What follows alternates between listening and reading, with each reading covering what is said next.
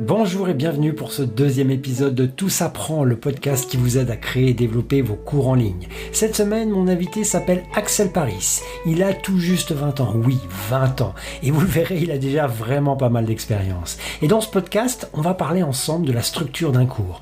Comment, à partir d'un sujet, vous allez le structurer pour le rendre compatible pour un apprentissage en ligne. C'est un travail, vous allez le voir, pas si évident que ça. Surtout quand on maîtrise bien son sujet. Que faut-il garder? Que faut-il éliminer? Comment transformer votre expertise en chapitres, puis en sessions? Et quels exercices proposer à vos apprenants? Dans ce podcast, Axel nous explique comment il fait et comment il s'est trompé aussi, parfois. Voilà pour l'épisode de cette semaine. Allez, c'est parti! Bon, alors, l'idée aujourd'hui avec toi Axel, c'est de voir un petit peu comment on structure un cours en ligne. D'accord ? Donc avant de rentrer dans le vif du sujet, j'aimerais que tu te présentes un petit peu, que tu nous expliques un petit peu ton parcours. C'est ça, tu as 20 ans ? Mais j'ai l'impression que ça fait déjà énormément de choses. Alors, dis-nous un petit peu ton parcours. C'est vrai que c'est assez difficile de se présenter soi-même, mais j'ai essayé. Donc en fait, moi, je crois que j'ai dû démarrer, on va dire, un petit peu l'aventure entrepreneuriale vers 13-14 ans, en faisant des toutes premières vidéos sur YouTube. Donc c'est des vidéos qui sont pas du tout dans une optique business ou gagner des revenus et tout ça avec cette activité. Donc c'est des vidéos simplement de tutoriels sur des logiciels, des vidéos de jeux vidéo, d'effets spéciaux, etc. Donc je faisais ça depuis 3-4 ans, donc vers le lycée, quand je suis arrivé à 17 ans, vers 17 ans, j'aimais bien cette activité-là, mais je faisais vraiment pour le kiff, pour le plaisir, et d'ailleurs c'est toujours le cas. Mais au bout d'un moment, on se dit, ok, je vois que des gens arrivent à en vivre, et je vois que des gens arrivent à en tirer un très bon revenu. Comment est-ce que maintenant moi je peux venir monétiser mon activité, ce que je faisais actuellement? Donc comme j'avais pas vraiment de thématique définie, j'essayais de voir qu'est-ce que je peux faire, est-ce que je fais de l'affiliation, est-ce que je fais de l'infoprenariat, etc. Et en fait, je suis tombé sur un infopreneur qui est très connu, qui s'appelle Antoine BM, et lui vendait des formations sur son site avant, même toujours, hein. Et je me suis dit, putain, c'est quand même incroyable, la personne est en train de s'enregistrer, en train de faire des vidéos, en train d'expliquer des choses, et des gens achètent son contenu. Et je me dis, mais qu'est-ce que ce serait comme kiff de pouvoir se dire que les gens achètent parce que on a une personnalité, ou que on apporte de la valeur aux gens, et que on sent qu'on aide vraiment les gens.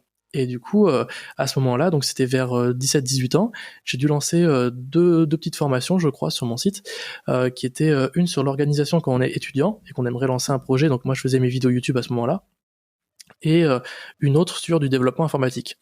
Et du coup, ce que j'ai remarqué, ce que j'ai trouvé très bien, c'est que quand je faisais ma promotion sur YouTube, je voyais que j'avais quelques ventes. Donc c'est vraiment génial quand on touche les premiers euros sur Internet. C'est vraiment une sensation que j'aimerais C'est beau, hein ? que tout le monde ait, parce que c'est... Ouais, je pense que toi aussi t'as dû le découvrir. C'est juste incroyable. On se dit waouh, on se connaît pas et la personne me fait suffisamment confiance via une connexion Wi-Fi pour Enfin, elle ne te connaît pas la me personne, payer mais un produit, peut-être quoi. qu'elle avait déjà vu, tu avais Donc, déjà bâti de la confiance à travers tes tutos, à travers tes vidéos aussi, tu vois ce que je veux dire? oui, c'est ça, c'est exactement ça. Ouais, c'est ce que je veux dire. De ne pas me connaître, c'est dans le sens, c'est pas une personne avec qui j'ai fait un rendez-vous pour lui proposer mon produit. Enfin, on s'est pas vu physiquement, mais enfin moi je te parle de ça. J'avais 17 ans, tu vois. Donc à 17 ans, je trouve ça juste énorme. Je me dis waouh, j'ai découvert l'or, tu vois. À ce moment-là. Mais bon voilà, en restant raisonnable, c'était, je crois que les premiers lancements de ma formation, c'était à peu près à 100 € que j'avais dû faire la première journée, et peut-être 20-30 € les 2 ou 3 jours d'après, et après plus rien. Et en fait, c'est ça où j'ai eu un petit peu le déclic. Je me suis dit, putain, c'est bizarre quand même. S'il faut que je lance une nouvelle formation, je sais pas, tous les 3-4 mois, et que ça doit faire la même courbe, c'est-à-dire avoir un début qui soit très montant et puis ensuite très ralenti, c'est pas terrible. Et donc, en continuant donc toujours à faire mes vidéos, etc., j'ai découvert une autre plateforme qui s'appelle Udemy, et sur laquelle je suis sur cette plateforme depuis bientôt 2 ans maintenant, un peu plus d'ailleurs, 2 ans et demi, et j'ai lancé ma première formation dessus, et en fait l'effet inverse s'est produit, c'est-à-dire que quand j'ai lancé ma première formation, j'ai dû faire, je crois, 300 € de vente le premier mois, et ensuite les mois d'après ont été croissants. Et je me suis dit, c'est incroyable ce système. Alors évidemment, quand je dis croissant, c'est pas une règle mathématique, c'est-à-dire que ça varie, mais de manière générale, c'est pas quelque chose qui est venu s'appauvrir en fonction du temps. C'est-à-dire que avec mes anciennes formations, ça venait tâter la barre des zéros, alors que sur Udemy, ça avait quand même une tendance un peu croissante. Et donc depuis, j'ai commencé à continuer à créer donc plus de formations sur cette plateforme. Et maintenant, je crée des formations sur cette plateforme principalement. J'ai d'autres stratégies que j'essaie de mettre en place, qu'on parlera sûrement un petit peu après. Mais en gros, pour me définir, je dirais que donc je suis formateur sur Udemy, parce que du coup ta question initiale c'était ça. Donc je suis formateur sur Udemy, et à côté de ça, donc je suis sur Bordeaux en faisant mes études d'informatique. Et ce que j'aime bien faire, c'est prendre ce que j'apprends dans la vie de tous les jours, donc soit au travail, soit dans ma formation d'étudiant, et le retranscrire en formation vidéo pour pouvoir simplement le partager. Alors, Axel, on va recentrer sur le centre du sujet, qui est un petit peu comment on structure un cours aujourd'hui. Enfin, comment tu fais, toi, quelle est ta méthodologie? Alors déjà, peut-être pour commencer un petit peu, comment est-ce que le choix du sujet aussi, comment tu fais déjà pour choisir et définir ton sujet de ton cours, de ton prochain cours par exemple? Peut-être qu'on peut prendre un exemple d'un cours que tu as déjà mis en ligne et voir un petit peu comment tu as fait pour déjà définir le sujet. Ensuite, après, on verra comment tu l'as structuré et enfin, on verra aussi un petit peu comment tu intègres les apprenants au cœur du design finalement de ta formation. Très bonne question. Ce que j'ai fait pendant à peu près un an et demi, j'ai lancé ces nouvelles formations. Je me suis dit, je vais essayer de me mettre sur tous les marchés. Comme ça, les gens, ils vont me connaître de partout. Et quand ils vont vouloir, je sais pas moi, apprendre un certain langage informatique, ils vont voir mon catalogue, ils vont se dire, oh, tiens, j'aimerais bien découvrir ça, ou alors j'aimerais bien découvrir ça. Et en fait, c'est une mauvaise stratégie. Parce que, enfin, en tout cas, de mon expérience, le mieux, c'est vraiment d'avoir un sujet niché et de venir faire des formations satellites autour, qui vont être complémentaires ou qui vont venir être la suite logique de vos premiers cours. Parce que si vous faites des sujets divers, je vous donne un exemple, j'ai fait des formations donc sur du web design, donc c'est on va dire le pilier de mes formations sur Udemy en tout cas, et j'ai fait d'autres formations sur, par exemple, une formation qui n'a pas du tout marché, que j'ai d'ailleurs retirée, qui s'appelle Vendre des produits sur Sales. Donc Sales, c'est une plateforme de vente de produits un petit peu comme Gumroad. Voilà, on peut vendre des produits. En gros, ça peut être des produits digitaux, des e-books, des formations. Et au tout début, je me suis dit, je vais créer cette formation puisque la plateforme propose un système d'affiliation où je vais expliquer comment utiliser le produit, comment est-ce que moi je l'utilise, et donc j'espère avoir des gens qui cliquent sur le lien d'affiliation et que je puisse récupérer des commissions dessus. Déjà, cette formation c'est très mal vendu, tout simplement parce que j'ai pas du tout étudié le sujet. En fait, j'ai fait des formations qui moi m'auraient plu à vendre, mais pas du tout qui auraient plu des gens à consommer quoi. Et j'ai pas pensé à ça. D'accord. Et donc, du coup, tu t'es recentré finalement sur des sujets peut-être qui te passionnaient plus, parce que tu avais une meilleure connaissance de base pour pouvoir justement après proposer des cours en ligne. C'est ça, ouais. Alors des sujets qui me plaisaient plus déjà, parce que là, la vente sur cette plateforme-là, c'était pas non plus un sujet que je trouvais ça incroyable, mais des sujets donc déjà qui me plaisaient plus, et surtout des sujets où il y avait de la demande, parce qu'en fait, j'avais pas remarqué que quand on veut choisir un sujet, il faut choisir des sujets donc forcément qui nous plaisent. Enfin, en tout cas, je pense que c'est très important que ce soit des sujets qui nous plaisent et qui soient demandés, qui soient où il y a de l'intérêt pour ça. Et comment est-ce qu'on fait pour trouver que un sujet a une bonne portée? On peut regarder sur les marchés, sur les autres marchés, donc par exemple sur le marché américain. Moi, en travaillant sur la plateforme Udemy, c'est assez facile de voir sur le marché américain ce qui fonctionne pas, puisqu'on a simplement à taper le mot-clé qu'on recherche, on sélectionne la langue qu'on veut, et on peut voir les top cours qui sont sur ce sujet. On peut voir combien il y a d'étudiants, quelles sont les notes moyennes. On peut voir comment sont structurés les cours, donc par exemple quelle est la méthodologie employée par les enseignants, et du coup pourquoi pas alors soit la retranscrire en français en reprenant la structure globale, puisque on voit qu'elle fonctionne bien, on peut la reprendre et l'adapter en français avec nos compétences à nous. Ça je l'ai fait plusieurs fois, je l'ai fait par exemple sur un cours sur une technologie qui s'appelle le CSS et qui a très bien marché parce que justement j'avais regardé cette structure qui a été faite par un Américain, et j'ai repris la même structure du plan de sa formation. Et alors évidemment en adaptant avec mes explications, avec mes petits détails, etc. Mais l'idée était là, et du coup comme c'est un sujet qui marchait bien, sur le marché américain, mais il a bien marché en France, et ça c'est vrai que c'était plutôt bien. On peut aussi le trouver par exemple en faisant des vidéos sur YouTube. Si on a déjà une petite audience sur un sujet, le mieux c'est de faire un cours qui soit en rapport avec ce sujet-là, puisque du coup vous avez déjà une confirmation du fait que votre sujet est aimé par les gens qui vous écoutent tout simplement. Là, plus récemment, j'essaie d'orienter ma stratégie pour être vraiment sur une seule thématique. qui va être le web design, parce que enfin, en tout cas à mon sens, je pense que c'est plus utile et plus profitable sur le long terme d'être vraiment la référence d'un domaine. Donc en fait, mon objectif vraiment à, on va dire, moyen long terme, c'est d'être la référence dans le web design pour toutes les personnes qui ont envie d'apprendre ce sujet-là, tout simplement. Parce qu'en fait, si on est quelqu'un qui est assez bon dans plein de domaines, bah, le problème c'est qu'on sera pas expert dans un domaine particulier. Et en fait, pour moi, vraiment, la chose la fondamentale qui est super importante de comprendre, c'est que si vous voulez bien réussir en infoprenariat, c'est d'être vraiment une référence. Et si vous êtes une référence dans une thématique donnée, c'est vraiment tout gagné parce que c'est là où vous allez avoir l'effet comment dire, bouche à oreille qui va se découler. Un exemple très concret, moi si quelqu'un voilà aujourd'hui me demande bah, j'ai envie d'apprendre, je sais pas moi le Python, un exemple très concret puisque c'est Par exemple. voilà que Thibaut que je recommande souvent. Donc si quelqu'un veut apprendre le Python, moi je vais recommander les formations de Thibaut Houdon. Donc tu avais déjà fait le premier épisode avec lui, puisque pour moi c'est vraiment les meilleures formations en français sur Python. Et il y a pas à dire, j'ai pas trouvé meilleur quoi. Et le truc c'est que chaque personne qui va vouloir apprendre Python, bah, je vais le rediriger vers cette personne-là. Et moi ce que j'aimerais, bah, c'est justement être cette personne qu'on recommande pour apprendre le web design. Et pour moi c'est ce point-là où vraiment tu vas être efficace dans ton marché. C'est vraiment de choisir ton marché à toi et de devenir l'expert de ce marché-là. Parce que si je continue à faire des formations sur des plateformes d'affiliation, des trucs comme ça, je serai pas l'expert des plateformes d'affiliation. Et j'en suis même très loin. Donc c'est pour ça que ma stratégie maintenant elle s'oriente plus sur avoir une chaîne YouTube vraiment orientée design, avec des formations orientées design, pour justement devenir voilà, cette personne-là. Donc là, sur le long terme, donc ce que j'ai fait et ce que je compte faire maintenant sont différentes. Donc avant, ce que je faisais, c'est justement, je choisissais un sujet qui était assez porteur. Donc en fait, j'essayais de me trouver, j'essayais de trouver les sujets qui me plaisaient le plus, les sujets qui étaient porteurs. Donc j'ai pu tester un petit peu tout ça. Et maintenant que j'ai trouvé ce qui me plaît et sur quoi j'ai envie de me lancer, ben dans ce cas-là, je pars vraiment sur cette route du design. Donc moi, ce que je conseille, c'est de partir sur sur plusieurs sujets, en tout cas sur des personnes qui sont débutantes, partir sur plein de sujets qui vous intéressent, tester les sujets qui sont demandés.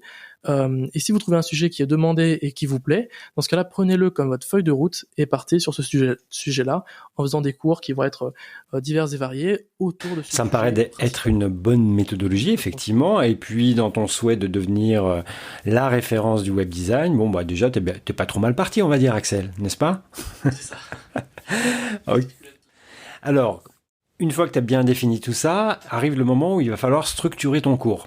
Donc tout à l'heure, tu as mentionné qu'effectivement, tu t'es inspiré d'un cours qui était déjà existant, qui était très bien structuré, mais effectivement en y ajoutant Axel dedans, ce qui fait que c'est un autre cours totalement. Comment aujourd'hui, et vu que tu as pas mal d'expérience maintenant, comment tu abordes un nouveau cours, ou peut-être en prenant un exemple avec un cours déjà passé, comment tu structures tout ça? Est-ce que tu as une méthodologie du fait que tu as de l'expérience? Est-ce que celle-ci te permet d'éviter certains écueils, ou au contraire, parce que tu sais que ça marche bien, parce que c'est des choses que tu as testées plein de fois, tu vas plutôt orienter vers un autre aspect. Comment tu t'y prends finalement pour designer ton cours? Ouais, c'est un très bon point. En fait, j'ai pas mal été inspiré au tout début par la structure Udemy. C'est-à-dire qu'en fait, Udemy, c'est une plateforme où il y a certains codes, c'est un petit peu comme YouTube, où on va vraiment avoir certains codes pour créer des cours. Et en fait, il y a les cours, on va dire un peu mastodontes américains, qui vont avoir une structure qui a un certain pattern, un certain modèle. Ça va être le fait d'avoir plein de sections. Donc les sections, c'est on va dire les chapitres. Et dans ces sections, on va avoir des sessions qui vont être les vidéos. Vidéos ou quiz ou articles, etc. Et en fait, moi, ce que je ne faisais pas avant, dans mes toutes premières formations, donc celles que j'avais lancées en dehors d'Udemy, je faisais des modules où je faisais 30 minutes de vidéo ou 40 minutes de vidéo, où voilà, je parlais devant ma caméra, simplement sur le sujet que j'avais envie de partager. Et ce que j'ai remarqué, c'est que maintenant, ce qui fonctionne le mieux, c'est vraiment de bien couper son cours en plein de petites sessions, en plein de petits bouts, pour que ce soit le plus facilement consommable. Et en fait, plus on facilite la consommation du cours, la partie enseignement voilà du cours, plus c'est facile pour l'étudiant de le suivre. Et donc ça va passer par le fait de faire des sessions assez courtes. Donc quand je fais des vidéos par exemple, je vais essayer en tout cas de les faire entre 3 et 10, 12, 13 minutes maximum. Et d'ailleurs même plus de 10 minutes c'est un peu long. Essayer de le faire entre 3 et 7, 8 minutes, c'est vraiment un très bon format pour pouvoir apprendre une notion claire. Et ce que j'aime bien faire aussi, c'est que chaque vidéo correspond à une notion claire, en tout cas pour des notions théoriques. Par exemple, quand je veux enseigner, je sais pas, du web design, et que j'ai envie de parler de la théorie des couleurs, par exemple, je vais faire une session sur la théorie des couleurs. Ensuite, je vais faire une autre session sur, je sais pas, l'espacement, une autre session sur, etc. Et en fait, je vais avoir une vidéo qui va correspondre à une notion. Et comme ça, c'est assez clair. Évidemment, si il y a quelque chose qui a besoin de plusieurs sessions, je pense que le mieux c'est de le regrouper dans une section, donc carrément dans un chapitre. Par exemple, si j'ai plusieurs vidéos sur les couleurs, dans ce cas-là, je vais créer un chapitre qui va s'appeler les couleurs ou comprendre les couleurs, et ensuite je vais créer donc mes différentes sessions sur ce sujet-là. Du coup, c'est un petit peu ce mode-là Udemy qui m'a pas mal inspiré, donc créer des petites sessions courtes et bien structurées en chapitres. Et après, évidemment, j'ai regardé avec la concurrence. En fait, je me suis vachement inspiré de la concurrence, de ce que faisaient les gens en français, enfin sur le marché français, et ce qu'ils faisaient aussi sur le marché américain, pour créer mon modèle. Toi, je sais pas si toi, t'as un format particulier de cours qui te plaît à produire ou... En fait, moi, ta méthodologie, c'est celle que j'ai apprise et que j'applique effectivement, parce que à partir du moment où tu te places dans les chaussures finalement de celui qui va acheter le cours, plus c'est simple à comprendre déjà dans le déroulé du cours, les grands chapitres, effectivement, comme tu dis, si tu traites plein de fois de la couleur, autant regrouper ça et rassembler ça dans un chapitre dédié à ça avec des petites sessions à l'intérieur. Donc plus c'est bien structuré, plus ça te permet aussi de définir des objectifs pour chacun des chapitres. Dans cet chapitre qui comprend par exemple 5 à 10 sessions, pour la durée, je suis en phase avec toi, parce que voir des vidéos, même si on a payé pour les voir, mais plus de 15 minutes, ça commence à être long. Donc ça permet de bien définir des objectifs, disons, pédagogiques pour chacun des chapitres. Donc à la fin de ce chapitre, qu'est-ce que finalement mon apprenant, celui qui a acheté le cours, qu'est-ce qu'il aura appris ? Ce chapitre-là, le chapitre B par exemple, qu'est-ce qu'il aura appris ? Et à l'intérieur, effectivement, de saucissonner tout ça, c'est un peu comme une poupée russe finalement. T'as une tête de chapitre et à l'intérieur, t'as des petites poupées qui s'emboîtent les unes dans les autres, de façon à ce que ça soit hyper clair et que tu comprennes finalement le déroulé du cours simplement en regardant sa structure avant même de le commencer. Mais ça, c'est évident.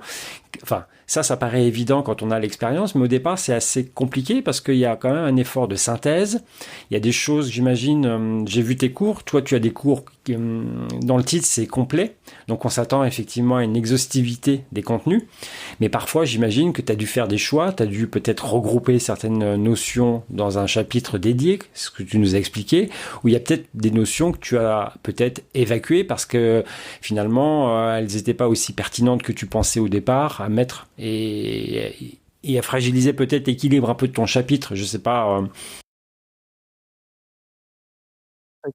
Ouais, ça c'est vrai que c'est un gros problème. C'est quand on crée des formations, c'est à quel point je vais dans du détail ou à quel point je dois ou pas donner cette information. Parce que, enfin moi en tout cas, la stratégie que j'ai sur Udemy et que j'essaie de tendre vers ça en ce moment, c'est vraiment de créer des cours complets, comme tu le dis. En fait, j'ai vraiment envie que les gens se disent, voilà, j'ai envie d'acheter un cours sur du web design. Je vais pas prendre un cours sur, je sais pas moi, les bases du web design, mais je vais prendre un cours sur le web design, le cours complet, quoi. Et en fait, alors c'est vraiment purement une stratégie, on va dire marketing, le fait de faire ça. C'est vrai que c'est des titres qui marchent mieux sur Udemy que si je faisais pas, quoi. Si je faisais simplement les fondamentaux du web design, ça va moins bien marcher que le web design, le cours complet.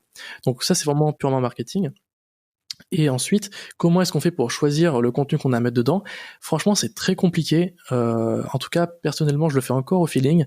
Et en fait, c'est vrai que on peut quantifier ça en se disant, c'est ça le problème, c'est que qu'en fait, quand on est sur un sujet, on peut se rendre compte qu'on peut zoomer dans ce sujet-là à l'infini. Et ça, c'est même plus qu'un problème, c'est frustrant parce qu'on se dit, ouais, les gens ils ont payé pour un cours complet. Par exemple, là j'ai parlé des couleurs, mais je pourrais en parler pendant 5 heures. Est-ce que je dois parler pendant 5 heures de couleurs ? Et après on se dit, ok, mais les gens, est-ce qu'ils ont besoin de savoir ça ? Et en fait, finalement, moi la manière dont maintenant j'essaie de sélectionner les informations que j'ai à mettre dans le cours, c'est pas qu'est-ce qu'il y a comme information dans ce sujet-là, c'est qu'est-ce que les gens ont besoin. Donc si par exemple ils prennent un cours sur le web design, ils vont par exemple avoir un besoin qui va être de créer des sites internet jolis, et puis finalement la théorie des couleurs, c'est sympa, mais ça va pas non plus révolutionner leur vie. Donc je vais essayer de en parler en donnant des tips, donc c'est-à-dire des trucs applicables qui soient très concrètes, factuelles, et mais pas zoomer dans de la théorie, parce que si je leur parle des codes couleurs hexadécimaux et que je leur dis bah voilà, donc ça c'est un code couleur hexadécimal, maintenant comment fonctionne l'hexadécimal pour comprendre tout ça, bah après je vais zoomer et au final je vais faire un cours de 53 heures. D'autant qu'en plus ça va juste les perdre, excuse-moi, mais d'autant qu'en plus tu peux évacuer ces sujets qui sont intéressants mais qui sont pas l'ADN même du cours, sous la forme de ressources, de choses complémentaires que tu peux mettre en complément de ton cours. T'es pas obligé, comme tu dis, de passer 5 heures à expliquer la théorie des couleurs, mais peut-être de faire un petit doc synthétique qui résume un petit peu la philosophie, la théorie des couleurs, avec 2-3 liens qui permettent d'aller plus loin. Ça peut être des choses aussi envisageables. C'est ça. Donc voilà, moi j'essaie de prendre ce prisme, de le voir à travers ce prisme, qui est de dire quels sont les besoins de la personne et qu'est-ce qui est nécessaire pour elle qu'elle apprenne et qu'est-ce qui n'est pas nécessaire. Parce que j'essaie, on va dire, d'évacuer les choses qui vont être des informations, on va dire, sympas, mais pas utiles, quoi. Donc j'essaie vraiment d'avoir que... c'est très compliqué, effectivement. Moi, ce qui m'aide beaucoup, c'est effectivement, quand j'aborde la structure d'un cours, c'est de partir sur des objectifs, tu vois. Ils vont regarder ça, ils vont apprendre quoi, ça va leur donner quoi finalement. Puis après, effectivement, tu as beaucoup d'informations et tu peux même imaginer quelque chose à deux entrées, après avec l'indispensable, le nice to have, quoi. C'est sympa de l'avoir, mais c'est pas fondamental. Et puis le truc, comme tu dis, qui est sympa, les petits tips, les astuces. Et effectivement, sur ces 3 colonnes, la première est la plus importante. La seconde peut être intéressante aussi. Et la dernière, peut être évacuée sous la forme d'autres formats, quoi. Ce que je te disais, un PDF, un site référence, etc. Donc ça aide effectivement à canaliser un petit peu, parce que quand tu te retrouves, et comme toi, tu fais des cours complets, c'est pas évident, parce que comme tu dis, on peut zoomer à l'infini sur un aspect du cours, et ça peut être intéressant, hein. Du coup, ça peut donner des idées pour d'autres cours, mais toi, plutôt, quand tu es dans une logique d'avoir un cours complet, forcément, tu vas devoir faire des choix. Alors justement aussi, tu as parlé des apprenants en les plaçant finalement au cœur de ton dispositif, de ton cours. Alors quelle est un peu ta démarche par rapport aux apprenants finalement? Comment tu vas marier à la fois tes inputs à toi, finalement tes connaissances, ton expertise, et aussi derrière comment eux vont s'insérer dans la structure de ton cours, à quel moment ils vont devoir faire des exercices, est-ce qu'il y a des interactions avec toi, comment tu les disposes finalement dans le design de ton cours? On se rend compte que ce qui marche le mieux, et ce qui est, d'ailleurs c'est pour ça que ça marche le mieux, c'est vraiment les cours où on va avoir de l'interactivité, où les gens vont pouvoir participer au cours. Et ça va être donc via plusieurs biais, ça peut être par exemple en rajoutant des quiz, et ce que je trouve d'ailleurs une très bonne méthode, puisque en fait, en rajoutant des quiz, ça va venir couper la partie, je suis en mode consommation, donc par exemple la personne va regarder une série de 3 vidéos, elle va être en mode consommation pendant 15 minutes, en fait, je vais venir casser ça en lui disant, voilà, maintenant, tu as 5 questions, donc réponds à ces 5 questions et tu pourras continuer en vidéo. Donc là, elle passe de passive à active, et là, tout de suite, déjà, en tout cas, je trouve que moi, en tant qu'apprenant, et je pense que c'est pareil pour tout le monde, ça permet de casser cette routine et d'être plus dans le cours. Parce que des fois, quand on regarde les vidéos, des fois, on écoute d'une oreille, et c'est vrai qu'il faut quand même se remettre dans le cours pour être vraiment concentré. Donc je pense que ça passe par des quiz, je sais pas. Oui, des quiz, ouais, tout à fait. Est-ce que tu proposes également des exercices à faire? J'imagine qu'avec les thèmes que tu abordes, le web design, tu demandes aussi à tes apprenants de construire des choses, de faire comme tu disais, effectivement, de ne pas simplement être passif à t'écouter, à prendre de l'information et à ingurgiter ton expertise, mais pour aussi pouvoir l'appliquer aussi dans le cadre de ton cours. Je rajoute des exercices, ça je le fais depuis pas très longtemps d'ailleurs, depuis quelques mois, où en fait sur Udemy on a la possibilité d'ajouter des exercices. Donc en fait on donne l'énoncé, on dit voilà, il y a ce design à faire avec tel aspect, enfin tel prérequis, telle information à prendre en compte. Donc par exemple quelles sont les couleurs à utiliser, les polices d'écriture à utiliser, et ensuite la personne doit réaliser l'exercice et elle peut me le soumettre. Donc après moi je reçois dans mon espace, en tout cas sur Udemy, et je peux rajouter un commentaire en disant voilà, tu pourrais améliorer ça, etc. Du coup ça a vraiment un petit peu ce rôle d'enseignant, et ça ce que je trouve vraiment génial, puisque là on va avoir ce côté un peu interactivité qui est vraiment super. Alors évidemment à une dimension, on va dire, assez élevée, où par exemple si j'ai beaucoup d'étudiants et qui m'envoient tous leur design, c'est très compliqué de répondre à chacun d'entre eux, puisque la plupart des formations sur Udemy sont vendues très peu cher. Du coup, c'est vraiment sur le volume que ça marche. Et donc si j'ai beaucoup de travail qui me sont envoyés, de travaux qui me sont envoyés, je peux pas répondre à tout le monde. Mais pour le coup, ça c'est une autre problématique qu'on parlera peut-être plus tard, mais c'est vrai que sur Udemy, le taux d'engagement est assez faible, et par rapport au nombre de personnes qui achètent un cours, il y en a assez peu finalement qui le suivent réellement. Donc moi, c'est avec un vrai plaisir de pouvoir partager et d'aider les gens qui le suivent réellement, puisque du coup j'en ai pas beaucoup, mais le peu que j'en ai, je peux les aider puisqu'il n'y en a pas beaucoup. Et donc je peux donner des commentaires, voilà, dire tu peux améliorer ça, etc. Donc ça a vraiment ce côté interactif que je trouve vraiment génial dans la partie comment dire, intégration des étudiants au sein du cours. Ce qu'ils peuvent faire également sur Udemy et sur même d'ailleurs d'autres plateformes, hein, ils peuvent poser des questions dans une section questions-réponses où je peux y répondre. Et l'avantage, c'est que les autres étudiants pourront également voir ces réponses et ces questions. Donc ça enrichit un petit peu toute l'expérience. Ça, c'est vraiment cool. Et ce que j'aime bien faire, enfin ce que j'avais fait à un moment, et ce que je pense continuer également, c'est en fait à un moment ils m'envoyaient donc leur design par mail, et à un moment j'avais fait quelques vidéos où en fait je rajoutais dans le cours de nouvelles vidéos où je récupérais donc les designs qu'on m'envoyait, et j'expliquais voilà, on pourrait améliorer ça, ça et ça. Du coup ça n'est pas profitable que à la personne qui a fait le design, mais aussi à toutes les autres personnes qui ont envie de se dire comment est-ce que je fais pour améliorer un design qui est, on va dire, débutant, pour l'améliorer, pour qu'il soit un peu plus joli, un peu plus ça c'est une bonne idée, je pense aussi. Ergonomique. Effectivement, Voilà. tu les impliques, tu les valorises, et puis du coup, comme tu dis, tes remarques que tu adresses à une personne peut être intéressante pour d'autres personnes.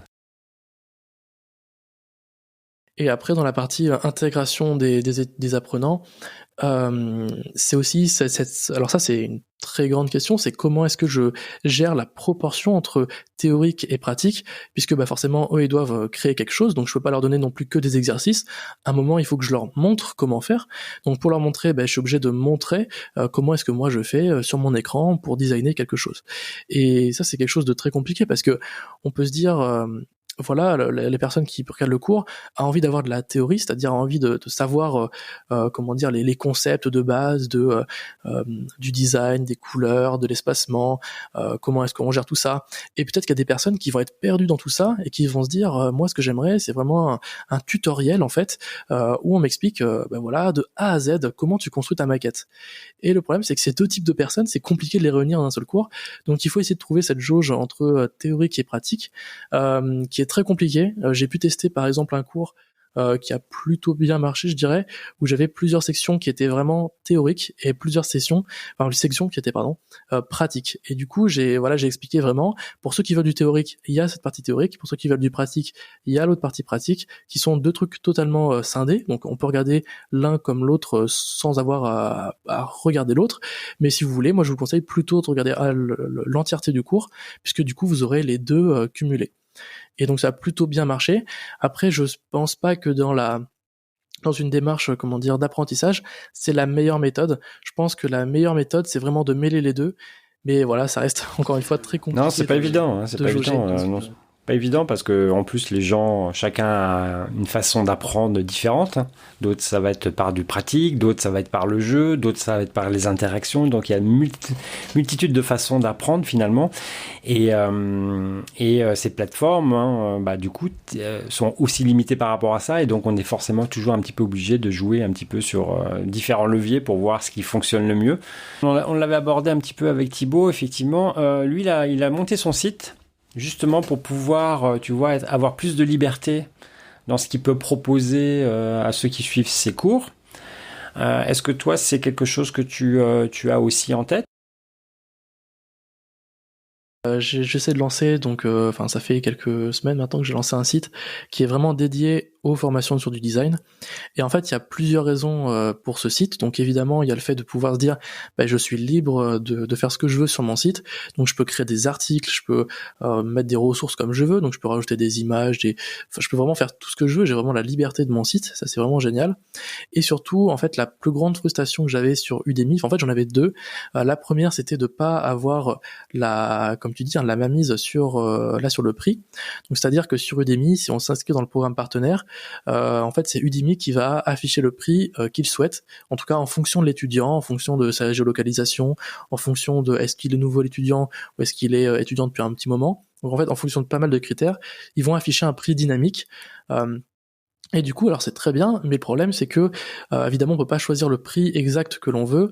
Et si par exemple on va avoir des clients via Udemy, en fait ce ne sont pas nos clients, ce sont les clients d'Udemy. Et ça c'est une grosse frustration parce que ça veut dire qu'on peut pas envoyer autant de mails qu'on veut, on peut pas leur faire des propositions que l'on souhaite. Imaginons, moi j'ai envie d'organiser, je sais pas, un atelier en physique, je peux pas organiser d'atelier puisque c'est pas un produit d'Udemy. Donc en fait, moi sur Udemy, je ne peux faire la promotion que de produits Udemy, donc que de formation Udemy. Et ça, du coup, c'est vrai que ça m'a un peu restreint, parce que pour moi, vraiment, l'étape vraiment ultime, ce serait justement de faire des événements physiques où je puisse rencontrer des gens. Ça, je trouvais ça tellement génial. Et donc, pour arriver à ça, avec Udemy, c'est compliqué. Et du coup, ça n'est pas nos clients. Et donc, l'idée, avec un site à soi personnel, c'est de pouvoir gérer toute la partie marketing et promotion de notre contenu, et aussi de gérer toute la partie qu'est-ce que je leur propose à mes étudiants. Et c'est ça, en fait, que j'ai voulu faire avec cette formation, enfin avec ce site. Et en plus de ça, donc je peux gérer tout ça, et aussi la raison pour laquelle je reviens sur la partie raison, la raison pour laquelle j'ai fait un site et que j'ai pas non plus continué et misé toute ma stratégie sur Udemy, c'est que Udemy se débrouille très bien en marketing, donc eux ils sont très forts pour ramener du trafic sur la plateforme, donc ce serait bête que moi je crée des formations, enfin des vidéos sur YouTube, que je crée du contenu, etc., et que je les redirige vers Udemy, puisque Udemy se débrouille déjà très bien avec ça.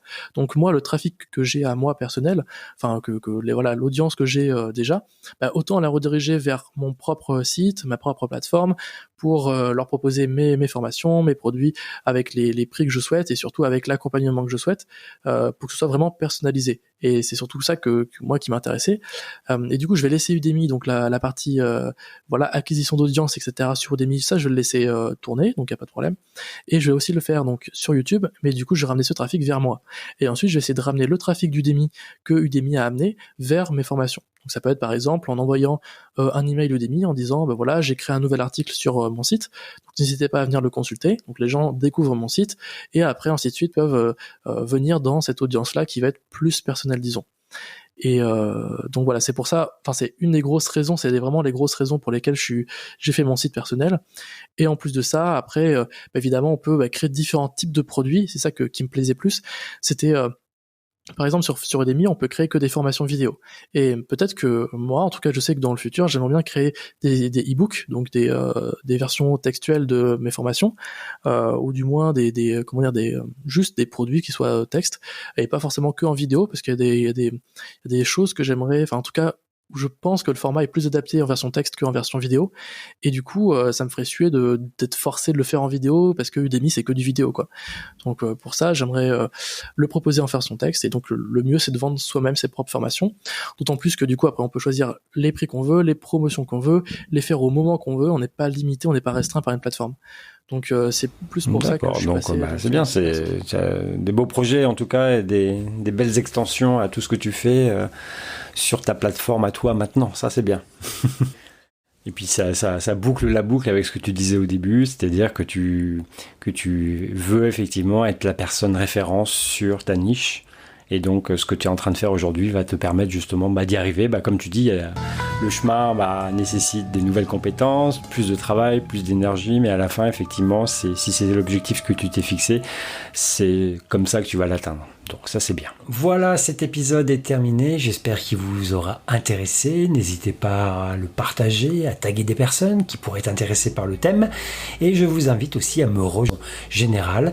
Ça s'appelle Tout s'apprend, le groupe du podcast. C'est sur Facebook et c'est un groupe privé pour rester ensemble et puis pour pouvoir papoter autour de ce sujet.